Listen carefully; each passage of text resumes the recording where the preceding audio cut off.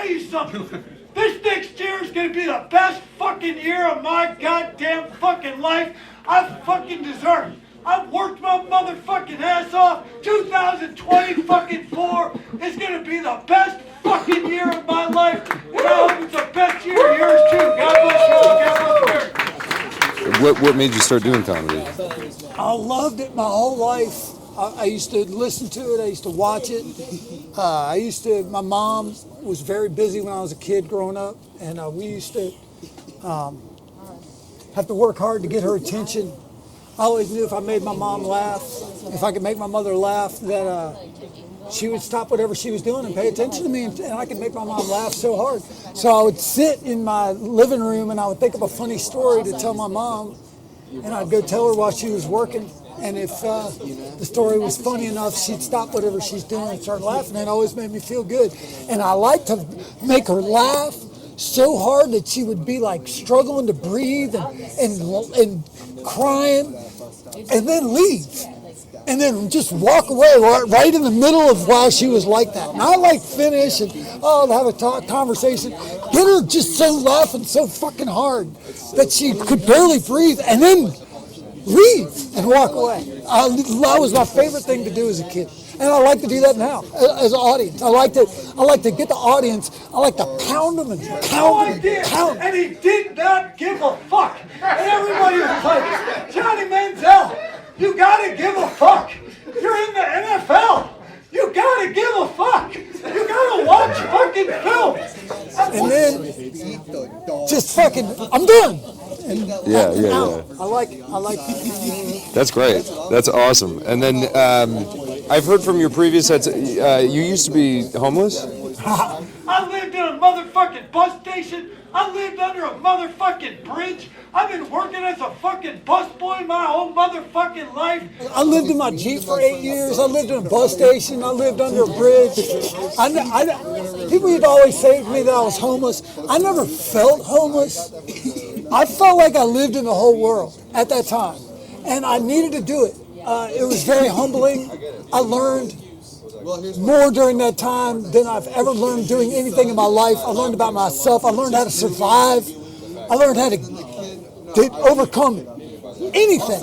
I mean, I wasn't just living in my Jeep. The top of my Jeep was practically rotted off. I'm just living in the open. My Jeep was not even, I couldn't even close it. So yeah, I lived like that for 8 years. Wow. And bus stop, under the bridge, all that shit. But what do you think one of the most important lessons that you learned from that time in your life? Be humble, man. Be humble. I know I see people all the time now come up and they're hurting and they're in the street and nobody gives a fuck about them. But you just don't realize how easily that could be you. It could easily be you if you fit one less friend in your life, one less parent in your life, one less person that lets you crash on their couch, one less person that helps you with a car payment, one less person that offers you a job when nobody else will. It could be anybody. And for me, humble. Learn to be humble. No matter what's going on in my life, I remember that every day. And I go out now and I sit in my Jeep, even though I don't have, but I'll go in the middle of the night, 3 o'clock in the morning, freezing cold like it is now, and I'll walk out and sit in my Jeep. I'll look at the windshield, I'll look at the radio. I remember living there. I was like, this was your life.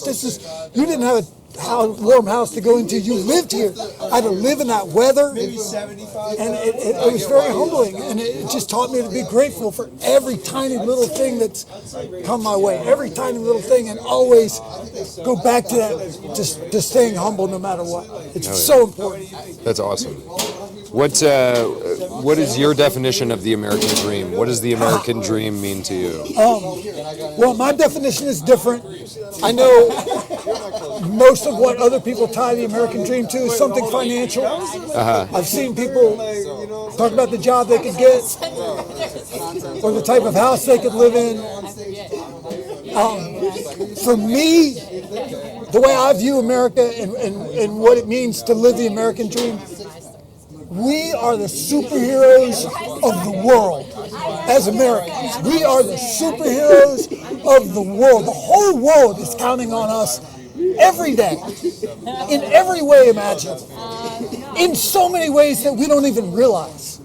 But more than anything else, to me, what it means, the American dream, being a superhero, means that we have the opportunity. There are people all over the world that are sitting there right now in their houses, where they live, praying to God that somebody comes and saves them from the hell that their life is.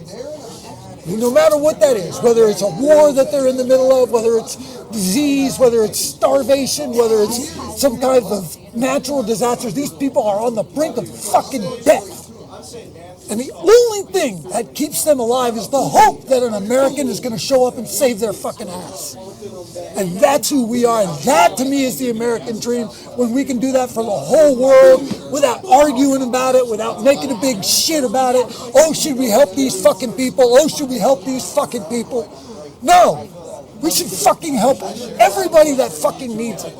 And that's our role as Americans, and that's our dream. That should be our fucking dream, to go out and save the world. And if we're doing less than that, then what the fuck are we doing? Do you think that you have pursued your version of the American dream, trying to help as many people as possible? I do now. I was not always. I've gone through a lot of phases in my life. I've never, and I'm still trying to get better now. But yeah, there was a time in my life where I was trying to make money, and I was trying to live a fancy lifestyle and have nice clothes and all that stuff. And it was so shallow. And I was such a horrible person. I couldn't even look at myself in the mirror. There was like 10 years of my life. I swear to God, 10 years of my life where I could not even look at myself in the mirror, because all I was cared about was how much money I was going to try to make that day. That's it. That's all I cared about. And I just totally lost myself. I'm so embarrassed that I lived like that, but I did. And now, I certainly still make a million mistakes every day, but I do know that at least my heart is in the right place, and I'm trying my fucking best to be a great example, and to try to save this country. I love America. It's my home. I want to save it if I can. I'm going to do everything I can to save it. And if the responsibility falls on me, I'll be fucking ready. There's no doubt about that. Yeah, so that's another thing I want to talk to you about. You said that you were planning on running for president, or had a presidential campaign? Let me explain what I'm doing. I'm going to explain what I'm doing. Yeah. 'Cause I'm not running for fucking president. Right. This is not some campaign for me to, I want to be president. Let me go raise money and make speeches and all that shit. This is what I know about who I am in my life, who I've been my whole fucking life. If I'm in the room and there's some shit going on, and somebody is fucking up everybody's day in that room, I know for a fact it is my responsibility to prevent that person from inflicting further damage on the people in the room. That's always been my fucking job. Now, right now, nobody even gives a shit who's running for president. Nobody's paying attention. Could one single fucking human being on the face of the fucking earth tell me that Donald Trump and Joe Biden are the two best fucking people to be in charge of fucking America? Are you out of your fucking mind? People are acting like that's what they're going to have to fucking choose between, is those fucking idiots. Who the fuck thinks that's the only options that we have? So what I'm saying is this. I'm not going to run for shit. I'm going to speak my fucking mind. I'm going to say what I think. I'm going to put my opinion and my views out in front of the fucking world.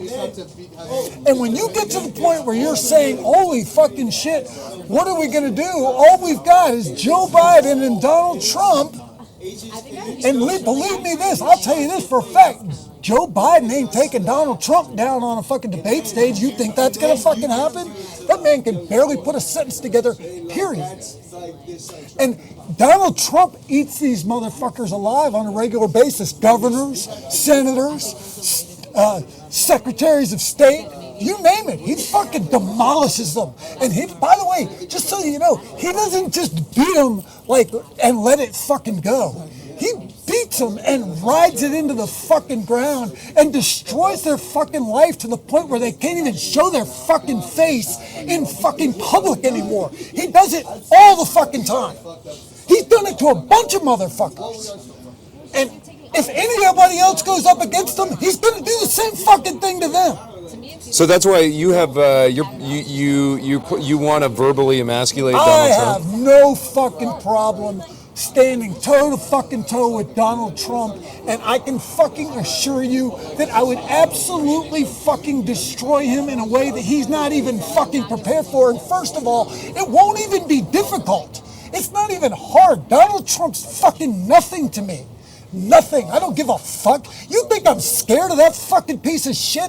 I don't give one flying fuck about Donald fucking Trump. He can suck my fucking dick. Just let him know I'm fucking looking for him. That's all. I want that message to fucking get to him. I want him to fucking hear my fucking name in his motherfucking ear. And Trump, when you hear my fucking name in your ear, just know I'm fucking coming soon, my fucking self. And I can assure you, I'm not fucking Jeb Bush. I'm not Ron fucking DeSantis, motherfucker. I'm somebody you've never fucking prepared for in your motherfucking life. You're the one that's not fucking ready. You want to know if I can't fucking beat you? You're the motherfucker that has no fucking chance against me. That motherfucker did not give a fuck. What do you think that the United States is going to look like in 20 years? I think it's going to look great. I think we're going to head in a really good direction. I'm very optimistic and excited about the future. I think we've never had more access to information than we do. I think the most valuable asset that any human being has is their brain, their information, what they learn, what they can absorb. And I think that we're with a generation of kids that's smarter than any I've ever seen in my life. They can do things before they can speak that we couldn't even imagine doing. And I think that it's exciting if we could harness that energy and figure out a way to guide them properly instead of the ridiculous school system that we have now in place, which doesn't help anybody. Everybody's failing. Nobody can read. Nobody can do anything. That's our future. That's 20 years from now. What do I see? I see kids 20 years from now that have made a change over to a new way of learning that we can tailor to each individual person to learn at their rate what they want to learn, the things that they're good at, focus on those things. We can structure a learning program individually for almost everybody that's alive. And it wouldn't even be hard to do. But the people that don't want it to happen make money from the system that we currently have. So they have no incentive to change what we currently do. They know that what I'm saying is true. They know that we can do better than that. There's cities out there, I don't have to make this up. There's cities out there where 0% of the kids can read. 0%. Are you fucking kidding me? 0% can read? They can't read at all. None. Like 12, 13-year-olds can't fucking read. None of them. So there's not a question of whether or not what we're currently doing is not working. It's demonstrating not working. You can look at example after example. So we change that. We teach these kids to read. 20 years from now, the future is brighter than it's ever been. Great. What do you think the biggest threat to the United States is? The biggest threat to the United States is what they try to get us to do to each other. They don't want us to trust each other. They don't want us to believe each other. They want the two different sides of the political arguments to always believe that the other side's not just wrong, but that they're evil. They accuse people of being unpatriotic. Honestly, in my opinion, that's the biggest issue that we currently have, is that people can't even agree about what it means to be patriotic. And that breaks my heart. And that's because of the people that are in charge. It's a direct reflection of Donald Trump and Joe Biden, the last two presidents that we've had. Mm-hmm. And we're going to have to choose between those two again. But they've destroyed patriotism. And patriotism doesn't have to be a bad thing. It was one of the best things of my childhood. It was the only thing that kept me happy when nothing else did, was that I was an American. And we won in hockey, and we won in medals, and we beat people in sports, and we did things before anybody else. We got people in space first, and we created all these amazing fucking things. And now it's like no one gives a fuck. And people are almost mad at somebody for being patriotic. They look at a flag and they're like, oh, I can't believe they're flying the American flag. There's places where we have to take it down. That's insane. I love the flag. I want to put the flag out where everyone can see it. I want people to be proud, but I want everyone to be as proud of it as I am. And you have to accept America for what it is, and then accept your role as an American as being, what can I do?